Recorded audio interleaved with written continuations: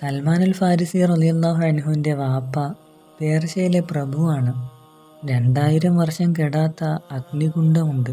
ഉപ്പാൻ്റെ ഉപ്പാൻ്റെ ഉപ്പാൻ്റെ അങ്ങനെ തലമുറയായി കെടാതെ സൂക്ഷിക്കുന്ന അഗ്നികുണ്ഡമാണ്.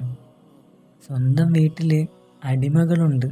തീയിലേക്ക് വിറക് കയറ്റാൻ മാത്രം 200 അടിമകളുണ്ട്. അദ്ദേഹം അവിടുത്തെ പ്രഭുവുമാണ്, പൂജാരിയുമാണ്. ഈ വിദ്യകളൊക്കെ പഠിക്കാൻ സൽമാനെ ഏൽപ്പിച്ചു. സൽമാൻ അത് പഠിക്കൂല. ഈ കെട്ടുപോകുന്ന അഗ്നി ഞാൻ ആരാധിക്കൂല എന്ന് പറഞ്ഞു. അങ്ങനെ അവസാനം സൽമാൻ വീട്ടിൽ നിന്ന് ഇറങ്ങിപ്പോയി. ആകെയുള്ള മകനാണ്. പേർഷ്യയിൽ വൻ പ്രഭുക്കളിൽപ്പെട്ട ഒരാളുടെ മകനാണ് മദീനയിലേക്ക് വന്നിട്ട് അടിമച്ചന്തയിൽ വിൽക്കപ്പെട്ടത്.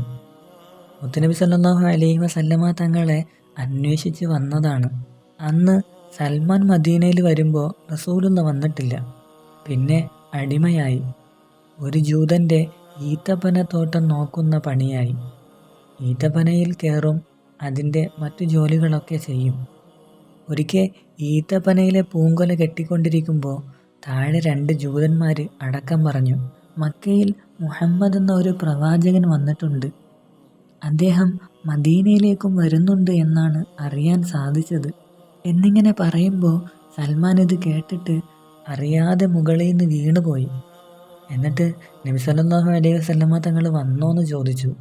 യജമാനന് ദേഷ്യം വന്നിട്ട് ചെകിട്ടത്തിട്ട് അടി കൊടുത്തു. നീ ഇതിൽ ഇടപെടേണ്ട ആവശ്യം എന്താന്ന് ചോദിച്ചു.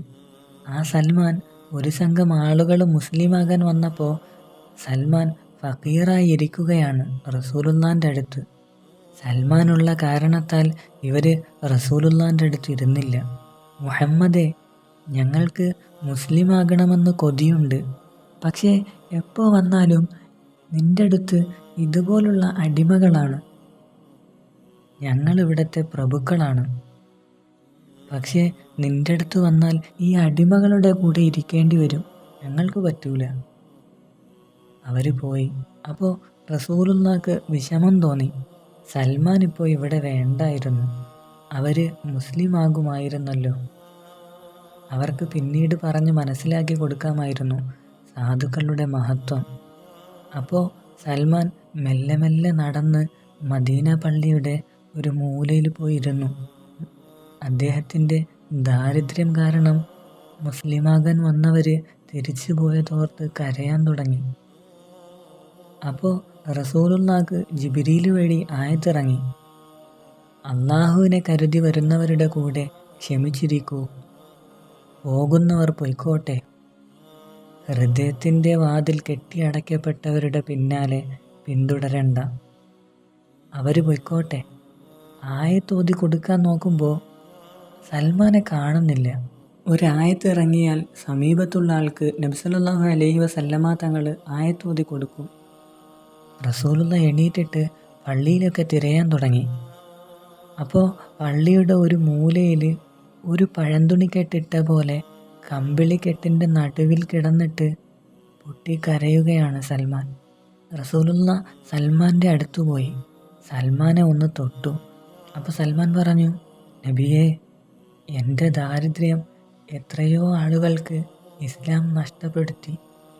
എനിക്ക് ആരുമില്ല നബിയേ, കൂട്ടുകാരുമില്ല, കുടുംബക്കാരുമില്ല, ആരുമില്ല. അതുകൊണ്ടല്ലേ ഒരു സംഘത്തിന് ഇസ്ലാം നഷ്ടപ്പെട്ടത്. അപ്പോൾ റസൂലുള്ള ഇങ്ങനെ കൂട്ടിപ്പിടിച്ചു. ആര് പറഞ്ഞു നിനക്ക് ആരുമില്ലാന്ന്? നിനക്ക് ഞാനുണ്ട്. വ അൻത മിന്നി വ അഹ്ലി ബൈത്തി, എൻ്റെ അഹ്ലു ബൈത്തിൽ ഇന്നു മുതൽ നീ ചേർന്ന് കഴിഞ്ഞു എന്ന് റസൂലുള്ള പറഞ്ഞു. ലോകത്ത് പുറത്തുനിന്നൊരൊറ്റ ആളെ മാത്രമേ അഹ്ലു ബൈത്തിലോട്ട് കയറ്റിയിട്ടുള്ളൂ. തങ്ങന്മാരുടെ സ്ഥാനമാണ് സൽമാന്. ഇപ്പോഴും ആ പേർഷ്യയിൽ സൽമാൻ്റെ കുടുംബമുണ്ട്. അവരെ അഷ്റാഫിൽ ചേർക്കപ്പെട്ടതാണ്. അഷ്റാഫ് എന്നാൽ തങ്ങളുടെ കുടുംബം എന്ന്. അഹ്ലു ബൈത്തല്ല, പക്ഷേ അഹ്ലു ബൈത്തിലേക്ക് ചേർക്കപ്പെട്ടു. കാരണം അത്ര വലിയ സ്ഥാനമുള്ള മനുഷ്യനാണ് അള്ളാഹുവിന് വേണ്ടി എല്ലാം ഒഴിവാക്കി വന്നത്. മൻ റആനി ഫിൽ മനാമി ഫസയറാനി ഫിൽ യഖ്ള. ഒരാൾ മുത്തുനബി സല്ലല്ലാഹു അലൈഹി വസല്ലമ തങ്ങളെ സ്വപ്നത്തിൽ കണ്ടാൽ അവൻ നേരിട്ടും കാണും. മരിക്കുന്നതിന് മുന്നേ തന്നെ നേരിട്ട് കാണാൻ കഴിയും. അധ്വാനിച്ച് ദറജ ഉയർത്തിയാലോ അധ്വാനത്തിനനുസരിച്ച് ദുനിയാവിൽ പല തവണ കാണാൻ കഴിയും. ചിലപ്പോൾ കുറച്ച് തവണ കാണാൻ കഴിയും, ചിലപ്പോൾ കുറേ തവണ കാണാൻ കഴിയും. ഇൻഷാ അല്ലാഹ് എന്തായാലും കാണും, നേരിട്ടും കാണും.